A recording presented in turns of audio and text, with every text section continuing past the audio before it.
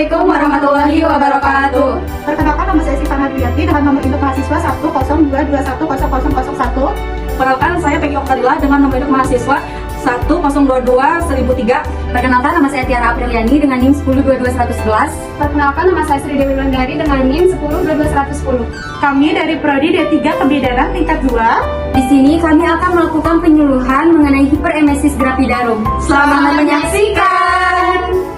Baik teman-teman, langsung saja di sini saya akan menjelaskan mengenai hiperemesis gravidarum. Nah, mungkin dari teman-teman semua sudah mengetahui apa itu hiperemesis gravidarum. Ya, hiperemesis gravidarum adalah mual dan muntah yang terjadi secara berlebihan selama kehamilan. Nah, mual dan muntah atau morning sickness pada kehamilan trimester awal sebenarnya normal. Namun, pada hiperemesis gravidarum, mual dan muntah dapat terjadi sepanjang hari dan beresiko menyebabkan terjadinya dehidrasi pada ibu hamil. Nah, penyebab hiperemesis gravidarum apa aja sih? Nah, untuk penyebab hiperemesis sendiri itu belum diketahui secara pasti. Tetapi kondisi ini sering kali dikaitkan dengan tingginya kadar hormon HCG atau human chorionic gonadotropin dalam darah.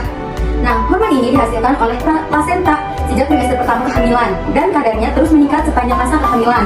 Nah, ada beberapa kondisi yang membuat ibu hamil lebih beresiko mengalami hiperemesis gravidarum. Nah, apa saja sih? Nah, yang pertama, ibu baru pertama kali mengandung atau kehamilan yang pertama. Yang kedua, mengandung anak kembar. Dan yang ketiga, menderita obesitas. Yang keempat, memiliki keluarga yang pernah mengalami hiperemesis gravidarum. Yang kelima, mengalami hiperemesis gravidarum pada kehamilan sebelumnya. Dan yang terakhir, mengalami hamil anggur. Baik teman-teman, selanjutnya saya akan menjelaskan mengenai gejala dari hiperemesis gravidarum. Gejala hiperemesis gravidarum adalah adanya mual dan muntah saat hamil. Bisa terjadi lebih dari 3-4 kali yang bisa menyebabkan hilang nafsu makan dan penurunan berat badan. Mual muntah yang berlebih dapat juga mengakibatkan pusing, lemas, dan dehidrasi.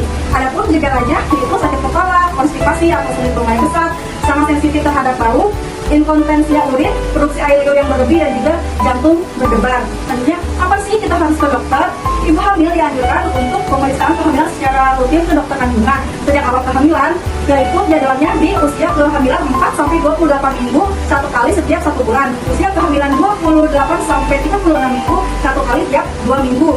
Yang terakhir adalah usia kehamilan 36-40 minggu tiap 1 minggu.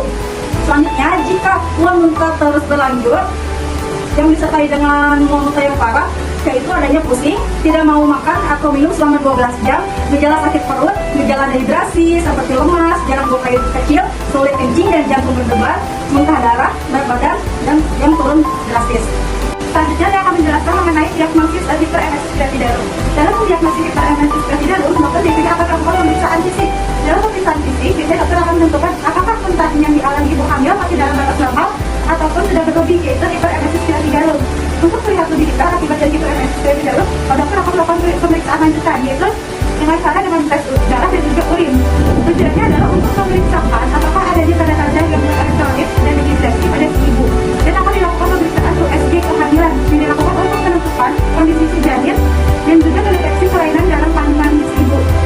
Selain itu, untuk menentukan gejala mual dan muntah yang dialami ibu bukan disebabkan oleh satu penyakit, bisa seperti liver, setelah melakukan selanjutnya melalui uji fungsi hati.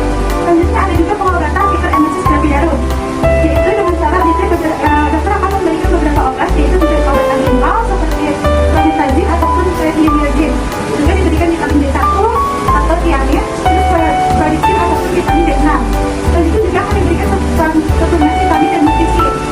Baik, selanjutnya di sini saya akan menjelaskan tentang komplikasi hiperemesis gravidarum. Nah, hiperemesis gravidarum dapat membahayakan ibu hamil juga janin. Mual dan muntah yang berlebihan akan menyebabkan untuk kehilangan banyak cairan sehingga beresiko untuk memicu dehidrasi dan gangguan pada elektrolit. Jika dibiarkan, kedua kondisi tersebut dapat menyebabkan deep vein thrombosis pada ibu hamil. Nah, beberapa komplikasi yang lain yang dapat terjadi adalah malnutrisi, lalu gangguan fungsi hati dan ginjal, sindrom Mallory-Weiss, yaitu terjadinya robekan pada dinding dalam kerongkongan, lalu mual darah, muntah darah yang disebabkan oleh perdarahan dari robekan dari kerongkongan. Yang terakhir yaitu cemas dan dehidrasi. Nah, jika tidak segera ditangani, hiperemesis gravidarum dapat menyebabkan organ-organ tubuh ibu hamil gagal berfungsi dan baik terlahir secara prematur. Pencegahan hiperemesis gravidarum itu mencukupi waktu istirahat untuk meredakan stres dan menghilangkan lelah, mengonsumsi makanan tinggi protein, rendah lemak, dan berspektus halus agar mudah ditelan dan dicerna. Selanjutnya, mengonsumsi makanan dalam porsi kecil tetapi sering, serta menghindari makanan yang berminyak, pedas, atau berbau tajam yang dapat memicu rasa mual. Lalu yang selanjutnya, memperbanyak minum air putih untuk mencegah dehidrasi. Lalu selanjutnya Selanjutnya, mengonsumsi suplemen kehamilan untuk mencukupi kebutuhan vitamin dan zat besi selama hamil. Yang terakhir, menggunakan aromaterapi untuk mengurangi mual di pagi hari. Sekian dari kelompok kami, kurang lebihnya mohon maaf. Wabillahi taufiq wal hidayah. Wassalamualaikum warahmatullahi wabarakatuh. Bye-bye, see you next video!